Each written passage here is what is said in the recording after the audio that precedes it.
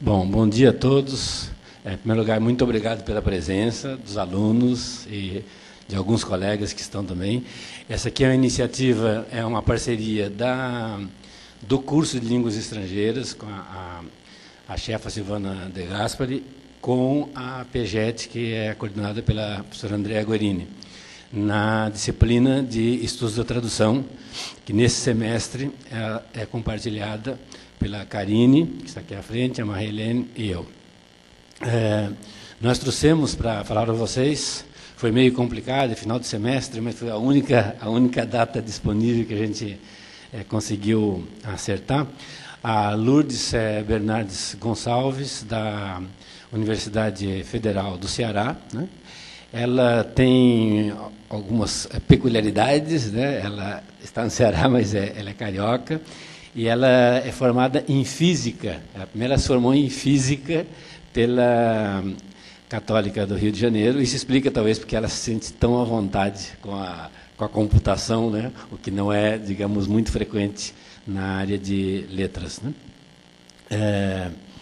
E depois ela fez letras português e inglês, primeiro Física, então, pela PUC do Rio, depois português e inglês pela UES, a Universidade Estadual do Ceará, fez mestrado em inglês na Universidade de Oxford, na Inglaterra, e depois ela fez um doutorado na USP, justamente tratando do tema da análise, digamos, usando a linguística de corpos na análise literária, né? Atualmente ela é professora da Universidade Federal do Ceará, em Fortaleza, e trabalha com literatura, né?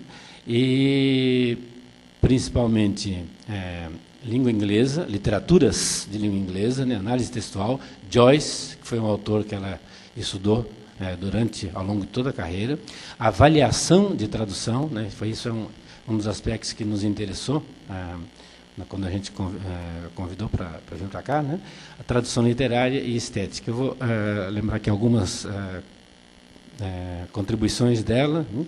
Ela tem uma série de artigos e contribuições em livro, justamente nesse aspecto de linguística de corpos e análise literária, né? Por exemplo, tem um artigo de linguística de corpos e análise literária na revista aplicada Dubliners de Joyce, onde ela analisa, inclusive, uma das traduções, que é do nosso colega José Roberto O'Shea, né?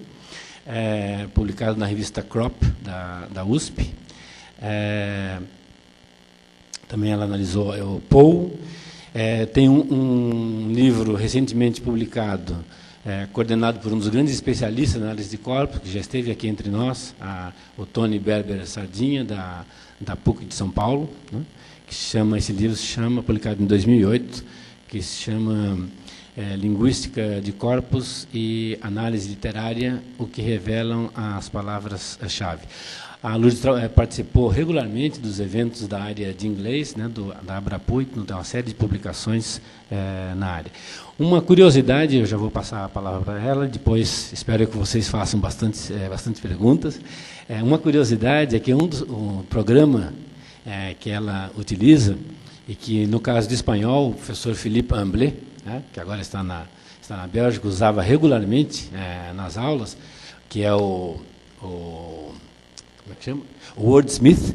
Ele foi desenvolvido aqui na UFSC, né? O autor, Mike Scott, trabalhava na época, quando ele desenvolveu, ele trabalhava na época na pós-graduação de inglês, e ele primeiro trabalhou na PUC de São Paulo, depois ele ficou longos anos aqui, acho que uns 7 anos mais ou menos, e ele desenvolveu esse programa aqui na UFSC. Bom, então passo a palavra para a Lourdes. Muito obrigado, Lourdes. Bom dia a todos. Eu queria primeiro agradecer a PEGET, na pessoa do professor Walter, que me acolheu extremamente bem. Eu estou muito feliz de estar aqui com vocês.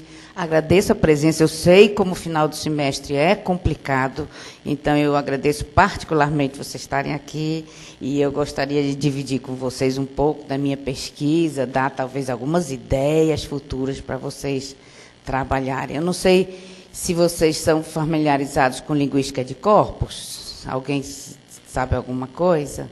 sabe? É claro que sempre o auditório é sempre muito heterogêneo nessa parte, mas eu vou passar rapidamente para quem não sabe não ficar muito sem base.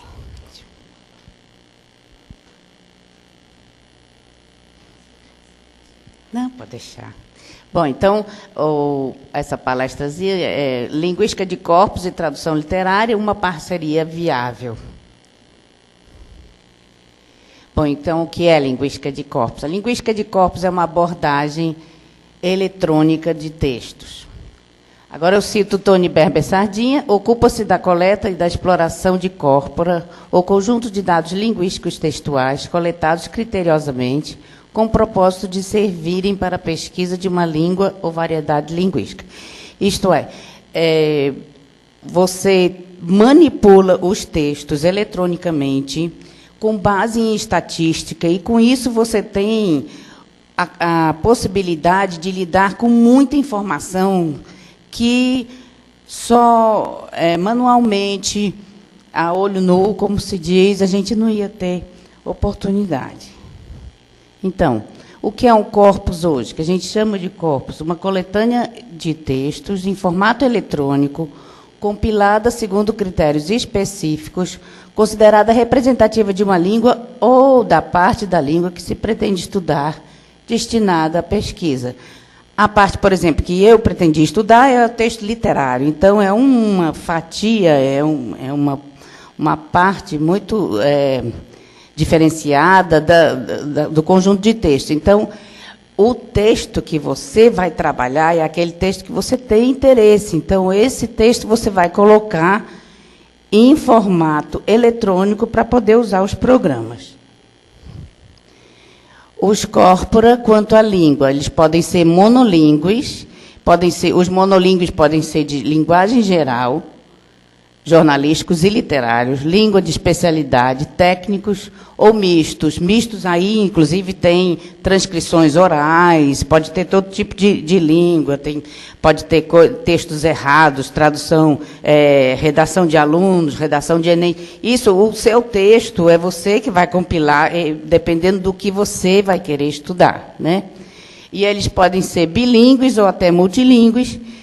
E, nesse caso, ele se divide em dois. Por exemplo, comparáveis, quando são originais em duas ou mais línguas. Quer dizer, você tem o mesmo assunto tratado em duas línguas diferentes.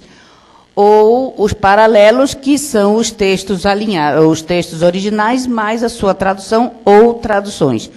Tanto de uma língua só com 2 tradutores, ou como 2 línguas diferentes. E o projeto para a compilação de um corpus, a gente parte de um objetivo de pesquisa, quer dizer, o objetivo do corpus, quer dizer, quais são as funções daquele corpus, o que a gente quer verificar com aquele corpus, né? Então, para um projeto de corpus, você tem que considerar todas essas características. Eu vou passar porque isso é uma coisa mais teórica, eu prefiro me deter no prático para vocês terem a experiência. Bom, o programa que eu uso é o Wordsmith Tools, como o Walter falou, do Mike Scott. E esse site, eu trabalhei com a versão 3, agora ele já está na versão 5. A versão 4 deu muito problema de bug, mas parece que a versão 5 está muito boa. Eu trabalhei com a 3. E para baixar a versão demo, vocês podem baixar a versão demo de graça, que não é completa, mas vocês têm uma ideia. E está aí o endereço. Se vocês tiverem interesse nesses endereços, o Walter vai ficar com esse PowerPoint e passa para vocês. Bom, então, o Wordsmith, o programa Wordsmith fornece possibilidade de mexer com o texto e descobrir coisas do texto através das ferramentas. O que as ferramentas revelam? Você tem uma ferramenta chamada WordList, que fornece as palavras por ordem de frequência, por ordem alfabética e dados estatísticos. Isto é, você pega um texto, você tem que salvar em formato .txt, isto é, texto sem formatação, e coloca ele no programa e ele vai te dar uma lista de todas as palavras do texto em ordem de frequência, qual é a mais frequente até a menos. Ele vai te dar uma lista estatística, que vai te dar o número de palavras daquele texto, o número de palavras diferentes daquele texto, várias coisas, o número de parágrafos, etc. Eu vou mostrar exemplo de tudo isso. E ordem alfabética são todas as palavras que aparecem no texto em ordem alfabética. Keywords, palavras-chave, compara listas de palavras do corpus de estudo e de referência e lista as palavras com ocorrência bastante maior ou bastante menor, proporcionalmente, no corpus de estudo. Isto é, você tem o seu corpus de estudo, vamos dizer, um conto. Você quer saber as palavras-chave daquele conto. Você compara as palavras daquele conto com as palavras de um corpus geral, sei lá, uma coleção de contos de vários autores. Então, o que vai acontecer? O programa vai comparar as suas palavras com aquelas palavras, vai ver proporcionalmente se no seu texto, no seu conto, algumas palavras aparecem com mais frequência, aquelas são chamadas as palavras-chave. Por quê? Porque, proporcionalmente, elas estão muito presentes no conto. Então, devem representar alguma coisa daquele conto. E a última ferramenta que eu vou falar é Concord, que fornece o contexto em que uma palavra ocorre, isto é, a concordância daquela palavra na frase. E o ambiente daquela palavra pode ser estendido, como eu vou mostrar para vocês os exemplos. Então, o número das palavras nesse contexto é determinado pelo pesquisador. Então, está aqui exemplos da lista S e F. S para statistics, estatística, e ao lado a lista de frequência. Então, um texto, o nome do texto é Lady Weir and the Bodhisattva, que eu abreviei ali, LDW, lá em cima, text file, tá vendo? O tokens, ali em vermelhinho, quer dizer, o número de palavras do texto. O types é o número de palavras diferentes do texto. Type token ratio, a fração type token, o número de palavras diferentes sobre o número de palavras total. 32 e pouco. E assim vai, por exemplo, sentences, ali em vermelhinho, 160 sentenças, 160 frases, parágrafos, 36 parágrafos. Então, a gente tem mais ou menos uma macro análise do texto, uma situação que a gente pode ver. Inclusive, depois tem palavras de uma letra, palavras de 2 letras, 3 letras, está vendo aí? Então, bom, quando a gente for ver a estatística, se a estatística for uma coisa importante para a gente tem que tomar alguns cuidadinhos, mas, basicamente, é isso. A gente tem informações sobre o texto. A lista da frequência, que está ali ao lado, são as palavras mais usadas no texto. The, claro, que vai aparecer sempre como uma palavra muito recorrente, né? E a gente tem o número da frequência e aquela percentagem, a percentagem que aquela palavra representa no número total de palavras do texto. Certo? Então, são essas as listas SF. Agora, exemplo de palavra-chave. Bom, a palavra-chave, como eu disse, são aquelas palavras que são mais recorrentes no nosso texto do que o normal. Uma das que aparece primeiro, quer dizer, a primeira que aparece é Weir, porque é um nome próprio, é o nome da pessoa que aparece no conto. Claro que vai aparecer várias vezes, é claro que ela vai ser sempre chave. Então, aí a gente vai tirar todas aquelas outras palavras que a gente viu na outra lista, essa the, por exemplo, she, her, pronome, artigo, essas coisas que todo texto tem. Então, quando um compara um com o outro, elas vão ser eliminadas. Só ficam aquelas palavras que são mais frequentes no texto que a gente está estudando. Então, vocês veem ali, RefCor, lá em cima, vocês estão vendo? RefCor é o corpus de referência, Reference Corpus. E keyness, existe uma medida estatística chamada keyness, que a gente pode traduzir por chavicidade, que é quão chave aquela palavra é. Isto é, quão importante aquela palavra é do texto. Então, a chavicidade alta, olha, por uma chavicidade, a maior chavicidade que a gente tem, 350, é muito alta. O Berber Sardinha sugere que quando uma palavra tem chavicidade de 6, mais ou menos, já é relevante. Imagina, né? Então, para mostrar como é o programa, isso é uma página do programa. Então, tem ali em cima, word list, está aqui a palavra, aquela mesma lista que eu mostrei para vocês, só que agora começando no número 44. Aí, se a gente pega people, por exemplo, não sei se está dando para ver muito bem, mas se a gente clica lá no Concord, a gente vai abrir essa janela que vai dar a vizinhança de people, qual é a concordância de people no texto. Então, a gente sabe, qualquer palavra que a gente tenha no texto, a gente pode ver essa palavra no seu contexto. Por que é importante? Porque, por exemplo, a gente pode querer uma palavra que tenha homônimos perfeitos, a gente pode querer só os verbos, só os substantivos. Então, a gente tem que ter esse tipo de recurso para determinar. Está aqui os exemplos de concordância. A mesma concordância com people, aí eu peguei essa concordância número 4, está vendo? There were notices asking people not to touch.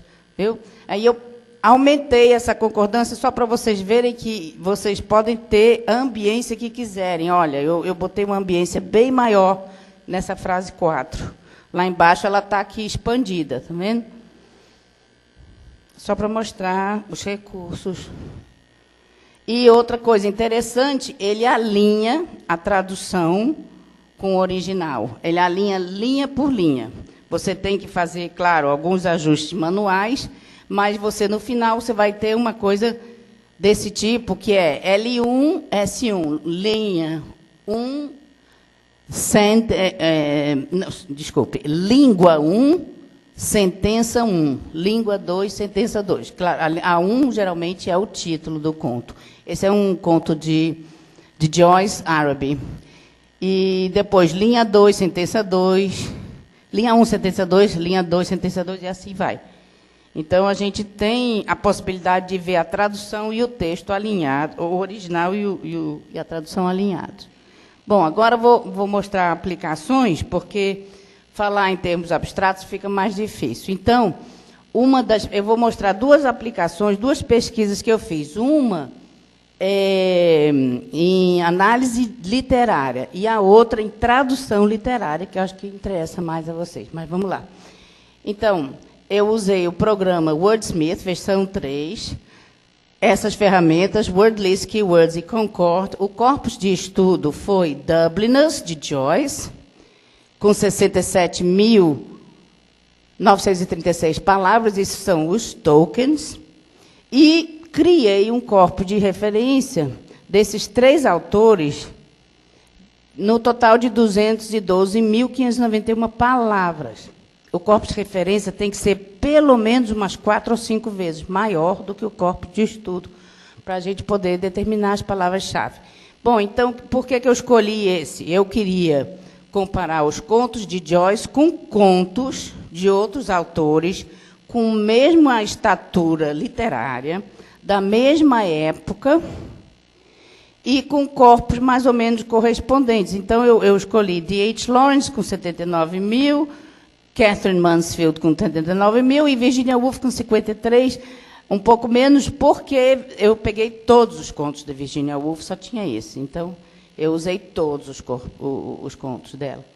Então, para que esse meu corpus de referência? Esse corpus de referência é o corpus com o qual eu vou comparar os contos de Joyce.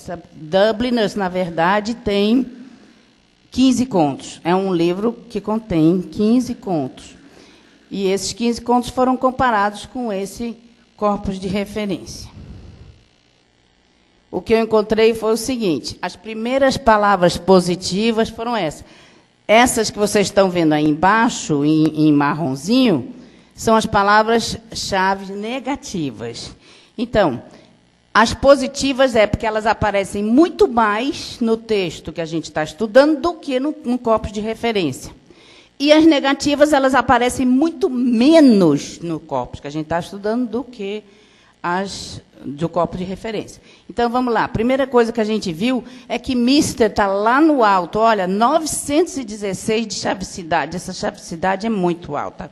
Então, a gente conclui imediatamente que a Joyce tem uma formalidade em relação aos seus personagens muito grande. E essa formalidade faz parte do recurso que ele usa para ficar longe do personagem, para analisar a situação do que está acontecendo em Dublin, que é isso o objetivo de Dubliners. E depois o nome próprio, que, é claro, tinha muito nome próprio, antes, essas coisas. O mais interessante para nós aqui são as palavras negativas. A gente descobre que a palavra mais negativa foi she, quer dizer, ela, 376 de chavicidade negativa. Depois a gente tem no número 59, her, e número 55, herself. Isto é, a mulher é muito pouco representada na obra de Joyce. O universo de Dubliners é um universo essencialmente masculino. Agora, isso não quer dizer que ele seja machista, que ele seja contra o feminismo. Depende de como ele é tratado, como as mulheres, quando aparecem, é tratado, porque o recorte dele é um recorte mais masculino, mas não quer dizer que ele tem uma postura antagônica às mulheres. Então, eu vou dar duas críticas literárias, Karen Lawrence e Rafaela Baccolini, que escreveram sobre o tratamento de Joyce para as mulheres. Então, as mulheres não figuram proeminentemente na maioria desses contos. Quando aparecem, como em Eveline e Clay, elas mostram a paralisia geral de Dublin, dos seus correspondentes masculinos, mas, como em Counterparts, que é o nome do outro conto, essas mulheres sofrem por serem oprimidas pelos oprimidos. Então, a posição dela é claramente de que, quando as mulheres aparecem, elas aparecem numa posição submissa ao homem que já é oprimido pela situação de Dublin. Bom, e Rafaela Baccolini diz, tal diferença de gênero emerge nos contos de Joyce, ambos tematicamente e estruturalmente, porque os seus personagens femininos são, na maioria, sem voz e convencionais. O seu ponto de vista e, portanto, a sua subjetividade quase não é revelada. Então, quer dizer, são posições muito fortes. Então, a gente resolveu contestar isso, a gente resolveu procurar se era verdade isso. E, justamente, a linguística de corpos fornece para a análise literária dados objetivos. Não é assim, eu acho que Joyce trata assim, eu acho assim. Não, a gente vai no texto ver como é que ele trata. Como é que eu fiz isso? Eu chamei todas as concordâncias de she no texto. Todas as concordâncias com she foram listadas e me dá o número imediatamente 711 vezes. Eu não preciso contar 711. Ela está lá listada, todas. Então, a gente só tem que observar o quê? Observar o verbo. Quando eu observei isso, eu percebi que 684 dentre as 711 estão na voz ativa, isto é, não é na voz passiva. Quer dizer, ela não é, em termos de linguagem, tão submissa. Agora, vamos ver os verbos. A gente procurou os verbos diferentes, com she como sujeito, que não indicam servilismo, subserviência ou opressão. Então, com os verbos volitivos, 99,4% dos verbos distintos usados não indica servilismo, subserviência ou opressão.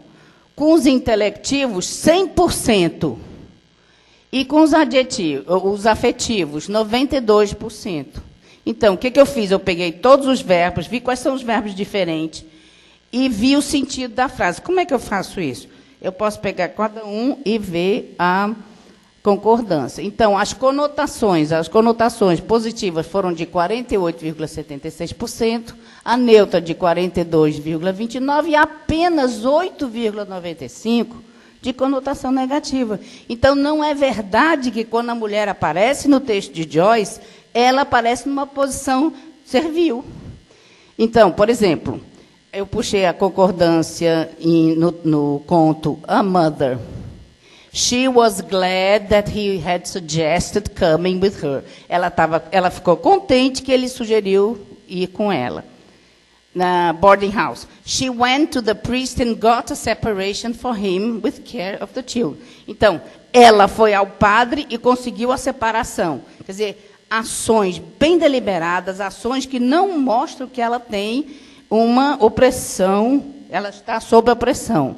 E no conto Grace, por exemplo, the part of mother presented to her not insuperable difficulties, and for 25 years she had kept house shrewdly for her husband. Então, por 25 anos, ela que manteve a casa pelo marido. Então, não é uma posição absolutamente oprimida. Então, a minha conclusão que é a mulher em Dubliners, longe de ser oprimida dos oprimidos, tem voz e poder deliberativo sobre sua vida, e muitas vezes sobre as situações em que se encontra. Isto é, não é só porque a mulher aparece pouco que ela vai ter uma posição servil.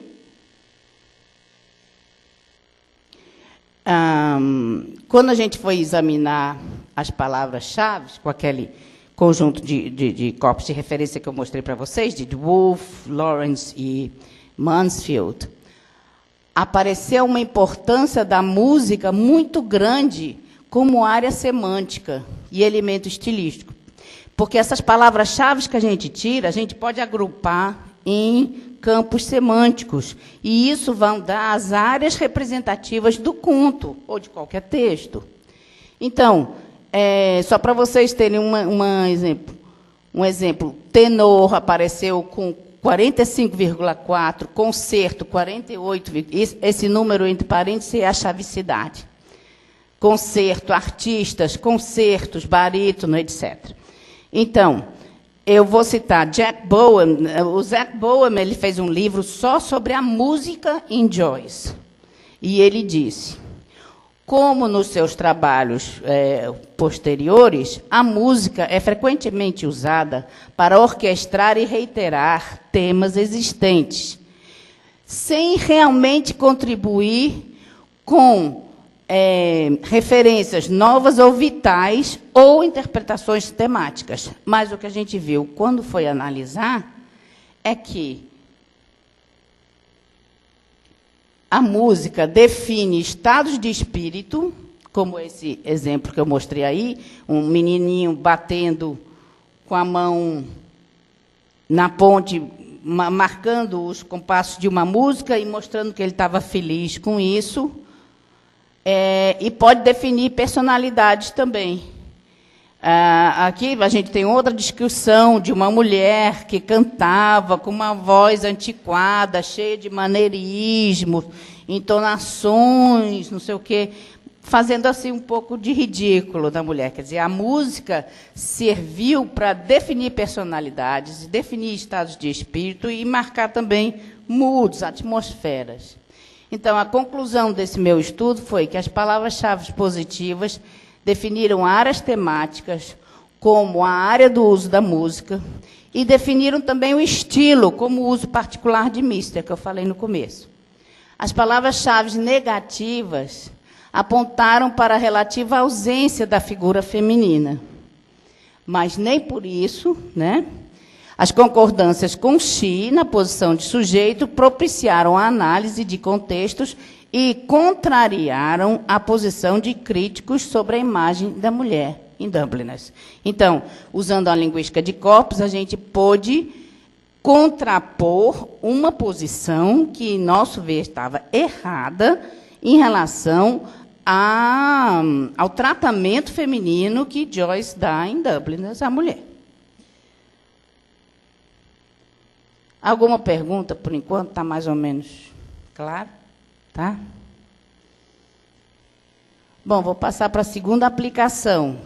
Linguística de corpos e tradução literária. Então, nesse caso, eu estou trabalhando com corpus paralelo, bilíngue, alinhado, que é A Mother, um conto de James Joyce de Dubliners, e Mãe, traduzida por Hamilton Trevisan em 1964, e Mãe, traduzida por José Roberto O'Shea em 93.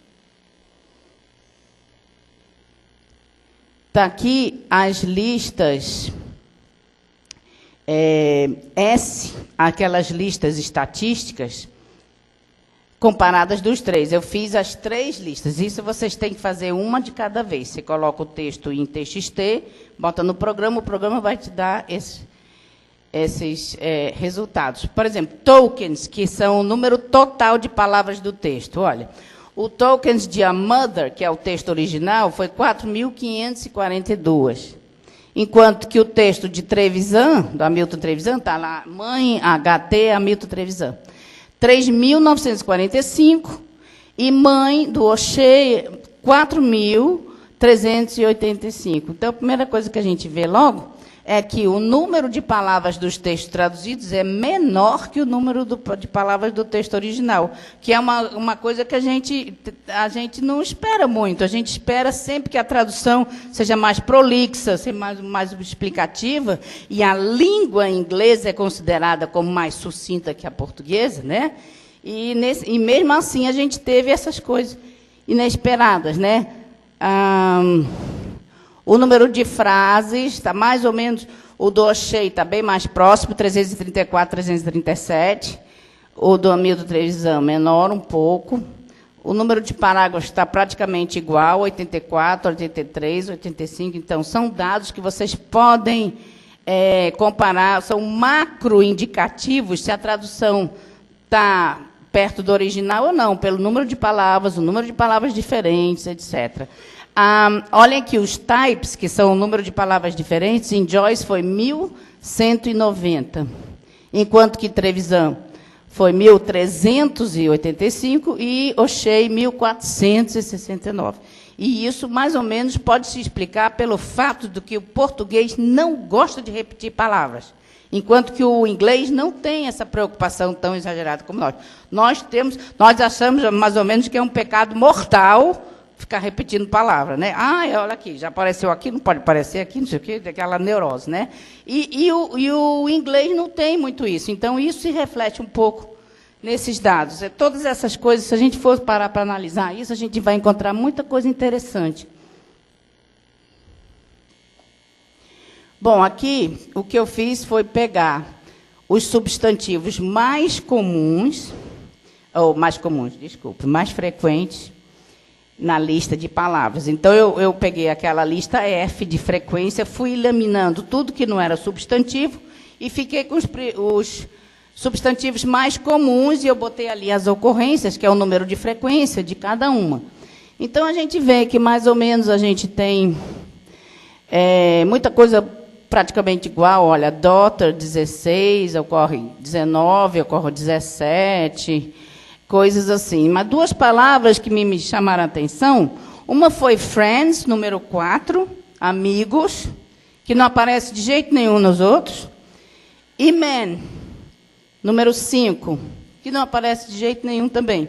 Então, essas palavras que são muito comuns no texto original e não foram reproduzidas no texto, nos 2 textos traduzidos, são palavras interessantes da gente pesquisar para ver o que aconteceu com elas, né? Para ver se realmente há uma justificativa, ou foi omitido, ou foi mal traduzido, ou foi traduzido de uma maneira razoável. Então, aí eu peguei as concordâncias com man.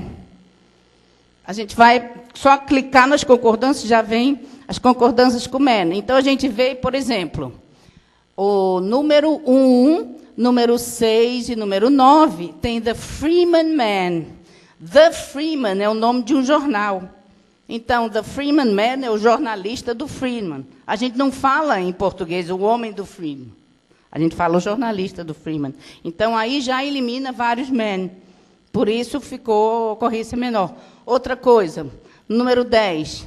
My good man is packing us off, etc., etc. Quer dizer, meu bom homem. Quem é que chama marido de meu bom homem? Sabe lá se é bom, né?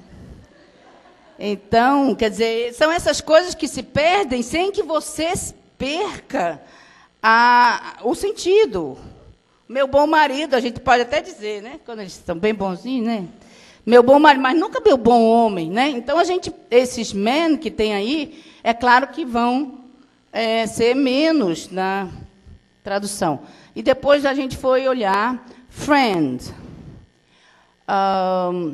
Então, esses friends, a gente vê que muitas vezes não seriam necessários. Por exemplo, a última, her nationalist friends. Não, aí não dá muito bem para a gente ver, porque o contexto está muito pequeno. Eu vou no slide próximo, você vai ficar mais claro isso. Mas, de qualquer maneira, a gente listou 15 ocorrências de friends que eu peguei aqui uma frase para vocês verem. Por exemplo, they were all friends of the Kearneys, musical friends or nationalist friends, and when they had played every little counter of gossip, they shook hands with one another all together, laughing at the crossing of so many hands, and said goodbye to one another in Irish. Então, eram amigos do Kearney. A gente não ia botar 3 friends na mesma frase. Isso era pecado mortal na língua portuguesa. A língua portuguesa tem essa obsessão, não é? Então, eram amigos dos Kearneys, músicos ou membros do Partido Nacionalista. Não é musical friends, nationalist friends. Amigos musicais, amigos nacionalistas. Não, eram amigos, músicos ou membros do Partido Nacionalista. E quando os mexericos esgotavam, tocavam a perda de mãos, rindo, tal e coisa. Então, pela questão de não repetir a palavra na mesma frase, muitas das palavras friends foram omitidas. E sem prejuízo da tradução, sem prejuízo do sentido, numa estética muito brasileira até, né, que a gente pode dizer. Bom, então, quais são as conclusões? O texto guarda alguns segredos, padrões, que só podem ser descobertos se observados estatisticamente, como o número de palavras que eu mostrei para vocês, como o tratamento de cada palavra, que a gente pode puxar a concordância e ver direitinho. A linguística de corpos possibilita uma análise objetiva dos elementos textuais, fornecendo ao pesquisador subsídios para a confirmação ou não de suas intuições e hipóteses. O programa Wordsmith Tools, veja, eu botei um N ali no meio. Bom, facilita a determinação de palavras-chave baseadas em estatística, a determinação de ambiência de palavras, com Concord, né? Com o fornecimento das concordâncias e o alinhamento do texto original e o texto traduzido, frase a frase. Pronto, é isso que eu queria mostrar para vocês. Obrigada.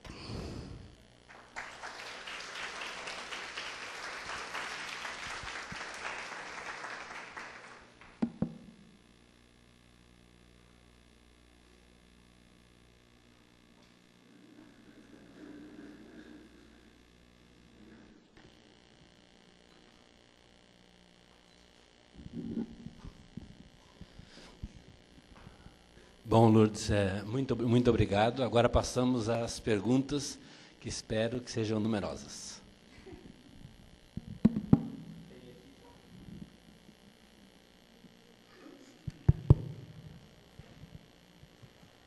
Tá.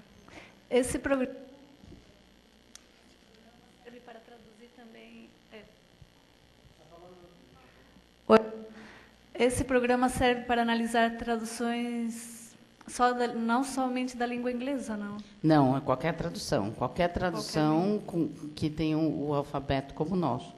E existe até possibilidades de fazer alfabeto arábico. Eu acho que existe essa possibilidade. Mas qualquer texto você pode trabalhar, contanto que você coloque na forma TXT e tire toda vamos fazer assim, faça a limpeza do texto, tire número de página, número de parágrafo, essas coisas, figura, deixa só o texto mesmo. Cabeçalho, rodapé, tudo. A não ser que você queira considerar o cabeçalho. Por exemplo, num conto você deixa o título, porque é importante, né? Mas talvez algum outro cabeçalho não. Aqueles livros que sempre tem em cima aquele mesmo títulozinho, né? Então, isso você remove. E aí você pode trabalhar com qualquer língua.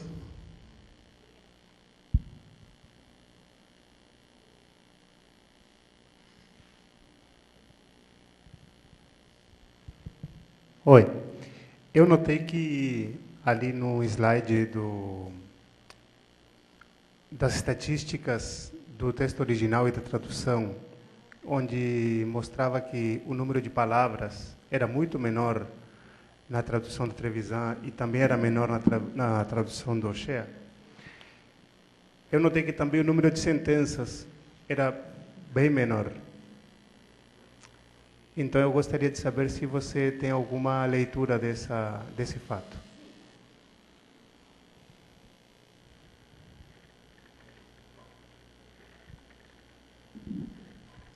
A questão das sentenças é uma questão que, realmente, se a gente vai... se a sentença passa a ser uma coisa importante, a gente tem que dar um cuidado especial no texto. Porque o wordsmith ele vai contar como sentença qualquer uma depois de um ponto final. Então, se você tem, por exemplo, reticências, 3 pontos, ele vai considerar 3 sentenças. Então, você vai ter que limpar o texto dessa forma. Está entendendo? Então, todas as sentenças... Por exemplo, houve um problema também, porque isso eu não entrei nesses detalhes, porque é mais assim, especial, mas todos os mister com ponto, eles vão contar como sentença também. Então, você tem que tirar todos os pontos dos misters. Então, é por isso que existe realmente uma discrepância, né? Quando você pensa em número de sentenças, mas é por causa dessas coisas. Você tem que limpar o texto. Dependendo do que você vai usar, você tem que ter um cuidado particular. Os parágrafos também. O TXT, às vezes, ele anula muitos parágrafos. Então, vocês têm que ver se foi preservado o número de parágrafos. Até se recomenda, quando a pessoa vai fazer, quando salvar em TXT, dá uma linha entre parágrafos, para ele reconhecer bem que é parágrafo. Mas é muito bem notado isso, porque realmente você tem também a sentença, o tamanho médio de palavras por sentença, né? Você tem o tamanho médio de parágrafos. E todas essas informações, se foram realmente importantes para você, você tem que rever os textos para botar naquela formatação bem direitinha, para você poder tirar conclusões bem acuradas.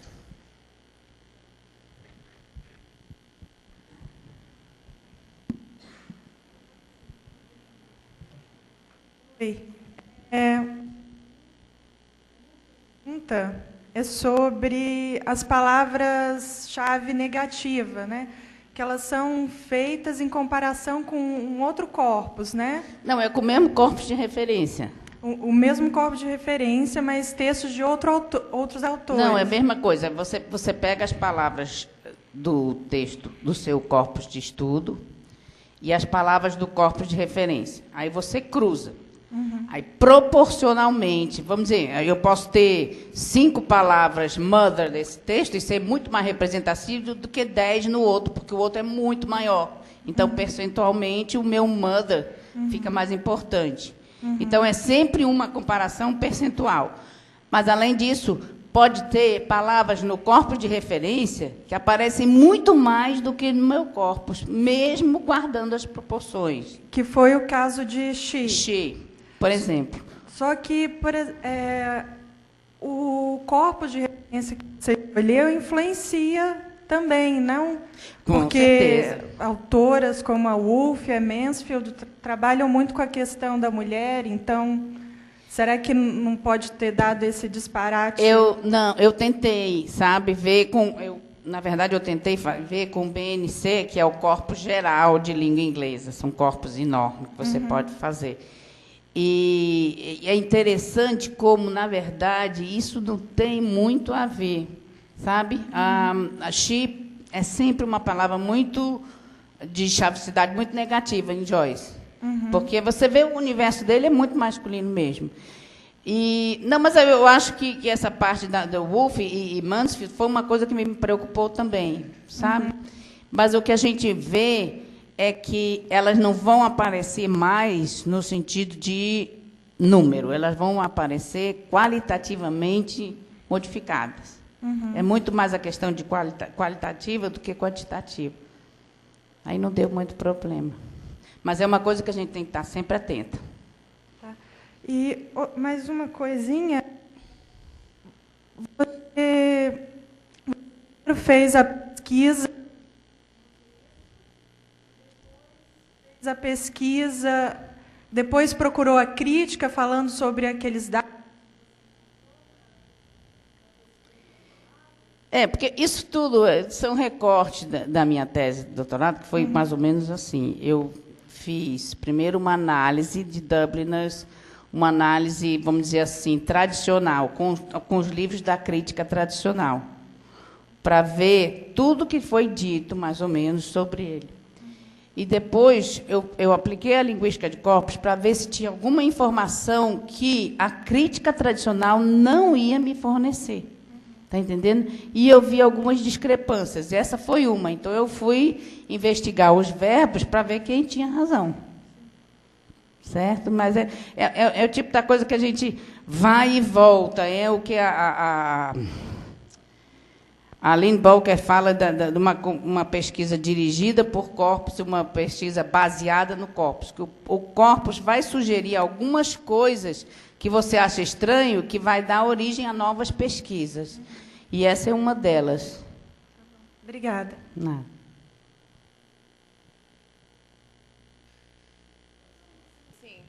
Não, vai depender muito dos seus objetivos, da sua hipótese, certo? E do que você está querendo ver com isso. Se você acha que, por exemplo, agora eu acabei de dar um curso de linguística de corpos, que a aluna queria pesquisar a reação da eleição do Brasil na Europa. Então, ela pegou os jornais da esquerda, jornais da direita, e foi ver, aí colocou em TXT, e foi analisar os adjetivos e os advérbios. Aí ela notou que os advérbios quase não qualificaram nada. Então, você muda o seu foco de pesquisa. Aí ela foi para os verbos. Aí os verbos deram muito mais resultados. Os adjetivos, não. Os adjetivos, a gente pôde determinar bem os jornais, mais ou menos o posicionamento do escritor, do jornalista, né? Agora, os advérbios já não deram. Então, você tem que estar preparada para reajustar a sua pesquisa quando você for procurar e não encontrar muita informação. Aí você passa para outra classe gramatical, que às vezes te fornece mais. Então, depende muito das suas hipóteses. O que é que você quer perceber? O que é que você quer verificar? Está entendendo? Não, muito bem.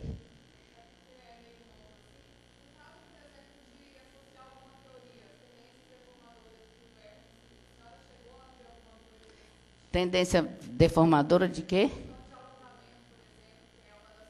O Antônio Berman. Sei, como uma dos desvios, né? O alongamento, eu acho que você pode determinar com essa lista estatística pelo número de palavras da frase. Está entendendo? Primeiro com o número total de palavras. Se você tem um alongamento ou uma explicação desnecessária ou alguma coisa assim, isso vai se refletir no tamanho do texto, né? Então, eu acho que com essa lista estatística você já vai ver muitas dessas coisas. O tamanho da frase, o número de frases, o número de palavras, isso vai te dar uma tradução que também se chama domesticadora, né? Bem explicada, essa coisa. Eu acho que isso, a lista estatística é a que melhor vai te dar isso. Mas, claro, se você tiver uma palavra que precisa ser explicada, ou uma palavra que você acha que pode dar a ocasião para ser desdobrada, então você já pode pedir também a concordância daquela palavra e ver como é que ela é tratada na tradução.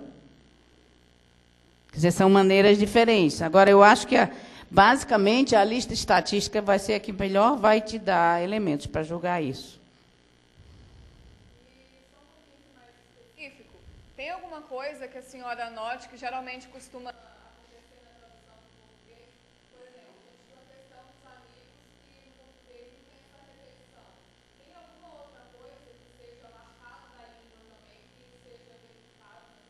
Aí vai depender muito do autor. Vai depender muito do autor e até da época também. Né? Por exemplo, a informalidade, né, do nosso texto, o texto brasileiro, informal em relação ao texto europeu, depende muito do autor também, né? Porque você tem que fazer as suas hipóteses de pesquisa para você ver o que você está procurando no texto. Né? A linguística de corpos vai te dar simplesmente o aparato metodológico para você lidar com aquelas questões, mas as pesquisas, as questões de pesquisa têm que estar na cabeça do pesquisador. Você tem que estar bem certa do que você quer para poder a linguística de corpos te ajudar. Fundamentar teoricamente. Ou já existem autores que levam e que podem servir como um referencial teórico Existe adequado. uma longa bibliografia que você Já? pode usar, já. Nossa. Em português, quem está começando Linguística de Corpos, eu recomendaria esse livro, Linguística de Corpos, do Tony Berber Sardinha, da Manoli, que ele é muito explicado e tudo. Tem um livro em inglês também, Corpus Linguistics, do Graham, mas eu não me lembro da editora. Agora, se você for... se você pegar algum trabalho do Tony Berber Sardinha, ou tem vários nomes, como Biber também, como Lynn Bowker, como aquela italiana... Você consegue facilmente, se você puxa, até pelo Google, se você puxa trabalhos de linguística de corpos, pelas referências você vai encontrar muita coisa. Já existe um corpo teórico bastante sólido sobre isso.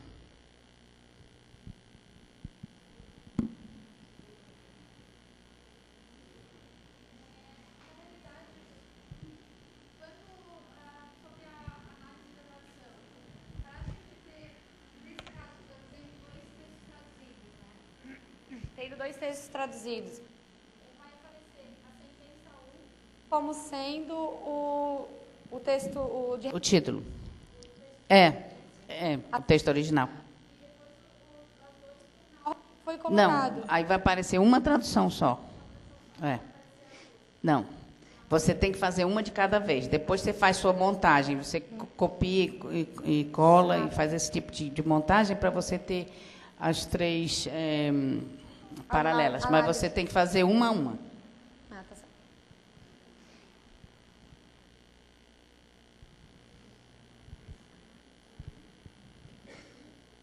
Eu gostaria de saber se tem algum comentário em particular a fazer sobre o uso de linguística de corpos, do Wordsmith Tools, não para a avaliação de traduções, e sim para a produção, no momento da produção, para o processo de tradução. Tem muita gente que usa o seguinte, ele faz um corpus, por exemplo, se você é um tradutor técnico de termos de medicina, você pode fazer um corpus de textos ou acadêmicos, do nível que você quiser. Você pode ter até vários arquivos, um mais acadêmico, um mais para leigos. E você armazena esses seus textos e, quando você quiser, por exemplo, às vezes você está traduzindo qual é a palavra que a gente usa com esse tipo de procedimento médico. Aí você chama uma palavra e ela vai te dar a concordância e ela vai dar a frase toda, vai te dar o contexto, vai dizer o verbo que você usa e tudo. Então, para isso, você tem que ter esses textos em TXT, faz a lista de palavras. Quando você clica na concordância, vai te dar todas as concordâncias que aparecem com aquela palavra. Então, você sabe o que, por exemplo, sei lá, é porque eu sou tão ignorante de medicina, mas, sei lá, assim, por exemplo... sarjar, o que você sarja, o que você corta, o que você extirpa. Está entendendo? Então, vai dar uma lista de palavras que são as mais usadas com aquela. Então, isso você fica com esse banco de informações, que você, a um clique, você tem lá todas as concordâncias. Porque o dicionário, justamente, nunca dá o contexto, né? Dá as palavras soltas e você não sabe bem qual escolher, né? Gratuitos. Essa questão de ser gratuito é uma coisa muito relevante, né? Agora, quando eu fui fazer o doutorado, eu não tinha ainda muito acesso a essas coisas. Mas não foi uma escolha porque o Wordsmith resolveu meus problemas e eu não fui adiante. Mas é claro que você pode fazer isso. E é claro que você pode, muitas vezes, fazer os seus próprios etiquetadores e fazer essas coisas que estão, mais ou menos, a linguística computacional está andando muito para esse lado, né? E disponibilizando, inclusive, na net, de graça e tudo. Mas, naquele momento, foi um programa que me atendeu às minhas necessidades, foi por isso que eu fiquei com ele. Mas eu concordo com você que tem esses concordanciadores que fazem muito. Agora, o que tem, por exemplo, já vi fazer, usando o Wordsmith, é o seguinte: você alinha as traduções, aí salva como um texto só, aí quando você chama uma palavra, você já vai ter na frase de baixo a tradução. Está entendendo como é que eu estou dizendo?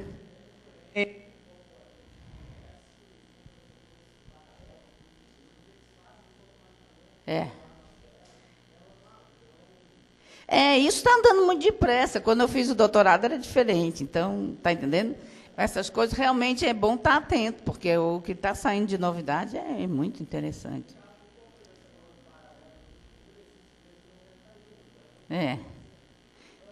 Mas eu não entrei naquela área assim meio... Gil, antes... Agora funcionou. Aqui também que ficou, é que durante sua apresentação você citou que o corpo de referência você criou com aquelas outras obras. Na pergunta dela você respondeu no momento que usou o... E depois citou que usou o BNC também, o British National Corps. Não, na verdade eu só fiz uma verificação. Eu não entrei dentro não botei nada disso dentro da minha tese, por exemplo. Só para você... para eu ter essa referência de que se o Xi era uma coisa tendenciosa por causa dos autores escolhidos ou não, entendeu?